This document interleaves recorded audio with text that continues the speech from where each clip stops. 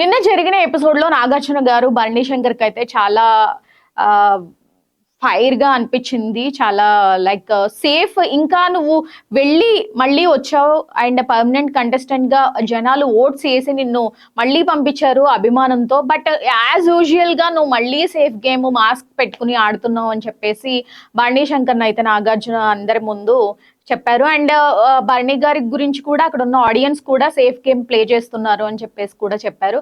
And Bharani ముందు ఒక విషయం చెప్పు, సేఫ్ ఆడి ఆడి హౌస్ లో నుంచి వెళ్ళిపోయావు, మళ్ళీ సేఫ్ ఆడతావా, ఆడదాం అనుకుంటున్నావా అని నాగార్జున అడిగితే 200% ఇప్పుడు ఈ వీక్ సేఫ్ ఆడాను అంటున్నారా సార్ అని భరణి అన్నాడు.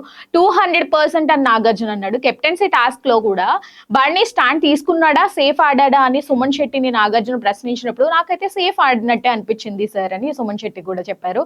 2 నిమిషాల 14 సెకండ్ల పాటు సాంగ్ మొదలైంది. సార్ నేను తనుజా దగ్గరికి వెళ్ళి దివ్యాకి సపోర్ట్ చేస్తున్నానని చెప్పాలనుకున్నాను, అప్పుడే పాట ఆగిపోయింది, సో చెప్పలేకపోయాను అని భరణి వివరణ ఇచ్చుకున్నాడు. బట్ నువ్వు ఏ స్టాండ్ తీసుకోకుండా మధ్యలో నిల్చున్నావు, 2 నిమిషాలు 14 సెకండ్స్ తో పాటు పాట ప్లే అయింది, నీకు చెప్పడానికి అంత టైం పట్టిందా అని నాగార్జున సో చూసే జనాలకి అయితే తెలుస్తుంది నువ్వు సేఫ్ ఆడుతున్నావు అని. సో ఇది చేంజ్ చేసుకోకపోతే మాత్రం ఎలిమినేషన్ లో ఉండక తప్పదు, ఎలిమినేట్ అవ్వక తప్పదు అని చెప్పేసి అన్నారనమాట.